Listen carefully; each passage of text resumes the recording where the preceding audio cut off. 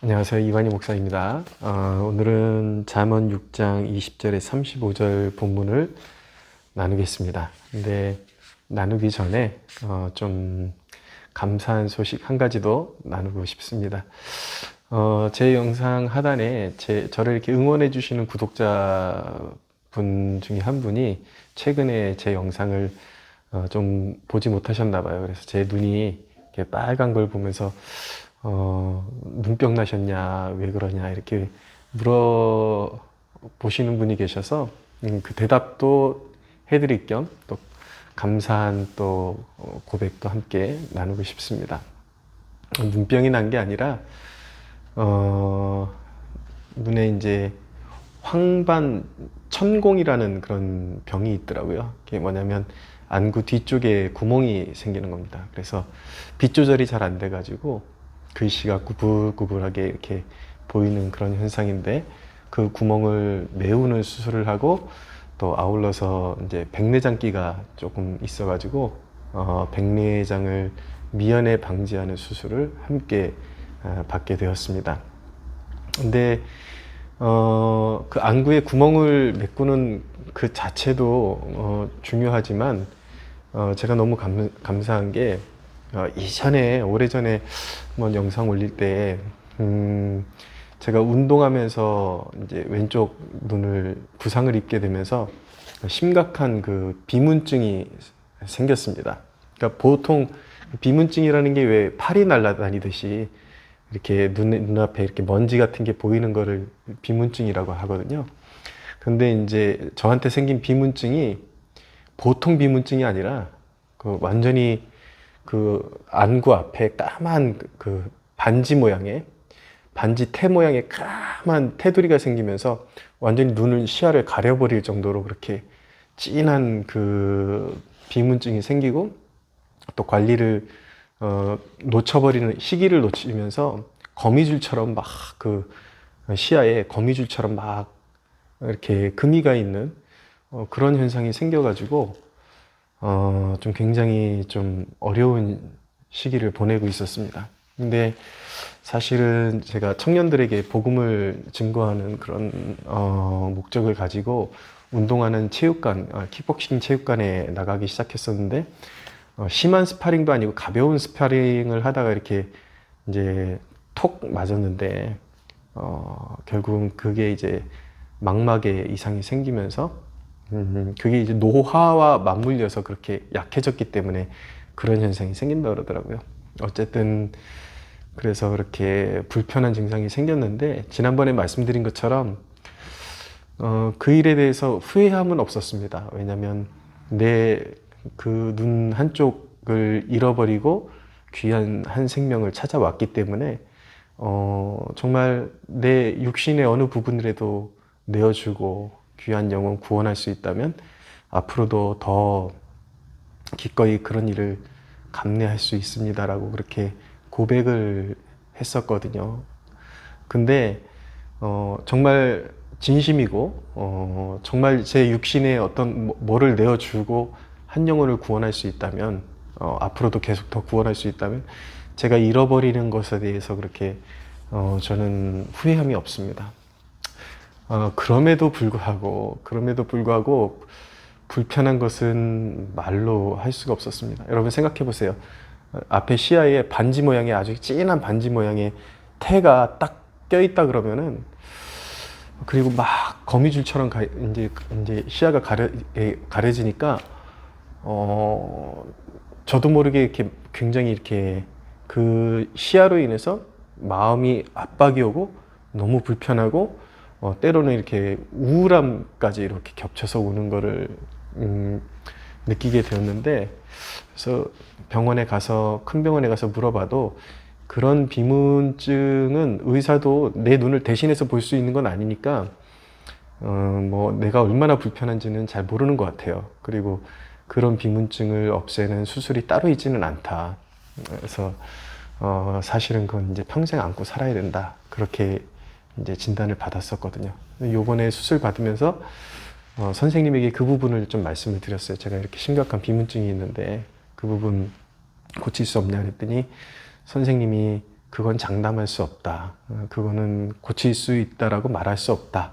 그렇게 말씀하셨거든요. 그래서 일단 비문증은 거의 포기하는 마음으로 수술에 임했는데 그 안구에 구멍 뚫린 걸 이제 메우고 가스로 메우고 그다음에 이제 좀 백내장을 교정하면서 이제 어떤 시력을 보정하는 그런 렌즈를 삽입하면서 제가 기억에 남는 거는 수술 중에 수술을 한 2시간 정도 이렇게 하고 있었는데 선생님이 거의 끝부분에 비문증이 심하다 그러셔가지고 이렇게 눈 안구 세척을 한번 할 텐데 뭐 잘 될지는 모르겠지만 이 부분은 좀 아픕니다 그러시더라고요. 근데 진짜로 이 마취를 해가지고 다른 거는 막 뭐 눈에다가 이렇게 막 뭐 저기 눈을 뭐라 그러죠? 뭐 절개를 하고 그래도 전혀 느껴지지 않는데 그 부분은 뭐 어떻게 하는 건지 저는 모르겠는데 굉장히 면도칼로 찌르는 것처럼 굉장히 이렇게 날카롭게 아프더라고요. 그래서 굉장히 그 좀 아프다. 그래서 굉장히 좀 힘들었는데 그 순간 그래서 그 수술을 잘 봉합하고 나니까 이 가스를 눈 안에다가 다 안구 안에다 주입해 놔가지고 한 몇 주간 앞이 안개 아주 짙은 안개가 낀 것처럼 아예 전혀 앞이 식별이 되지 않는 그런 상태로 몇 주를 보냈습니다. 근데 그 눈에 주입된 가스가 점점 밑으로 이렇게 내려오는 게 보여요. 그러면서 이제 위에서부터 이제 시야가 확보되기 시작하는데 지금은 제 눈이 이만하다고 치면은 안구가 이만하면은 한 가스가 요 정도까지 내려와가지고 찰랑찰랑 하는데 요 부분은 이제 보이기 시작하는 거예요. 근데 감사한 것은 무엇이냐면 그 심했던 비문증, 그 반지 모양의 그 테두리가 깨끗이 사라졌습니다. 그리고 지금 상황으로선 그 거미줄처럼 막 쳐져 있는 것도 지금 잘 보이지 않아요. 지금 기대로는 거의 모든 비문증의 문제가 지금 사라진 것 같습니다. 그래서 의사분들도 그거 장담할 수 없다 그랬는데 그 부분들이 다 해결받아가지고 사실은 제 눈에 가장 불편한 부분이 그거였거든요. 근데 가만히 돌아보니까 제가 그것 때문에 굉장히 이렇게 기분이 다운될 때도 있고 그랬는데 거기에다 또 겹친 격으로 안구에 구멍이 났다 그래가지고 좀 그랬는데 이게 다 하나님의 섭리였던 것 같습니다. 그래서 제 비문증 하나님께서 고쳐주시려고 수술받게 하시고 의사는 그것도 장담할 수 없다 그랬지만 아주 지금 효과가 잘 나타나서 비문증이 지금 깨끗이 사라진 상태라서 지금 굉장히 감사합니다. 근데 이제 저는 수술 다 받고 나면 안경을 다 벗어버리고 싶은 그런 욕심이 있었는데 그건 잘 모르겠어요. 그 정도로 이제 시력이 좋아질지는 모르겠지만 수술 받은 쪽은 시력이 1년 동안 점점 더 좋아진다고 하더라고요. 그래서 얼마나 좋아질지는 모르겠지만 어쨌든 감사한 것은 비문증이 사라졌다라는 거. 예. 그 은혜 같이 나누고 싶고 또 하나님께 감사와 영광을 올려드리고 싶습니다. 벌써 8분이 지났어요. 이 얘기 하는데. 그래서 오늘 간략하게 핵심을 짚고 마치도록 하겠습니다. 오늘 본문의 문제는 음란의 문제를 다루고 있거든요.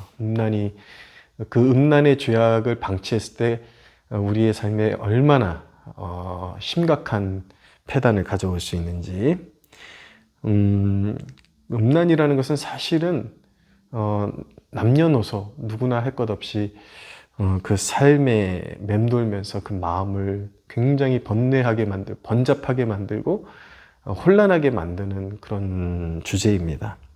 근데 이 음란에 적절하게 대처할 수 있는 2가지 방법이 있는데 하나는 무엇이냐면 그 음란의 죄에 빠졌을 때 결말의 엄중함을 마음에 새기는 것입니다. 여러분, 유혹의 특징을 잘 이해하는 게 매우 중요합니다. 유혹은 얼마나 매혹적입니까?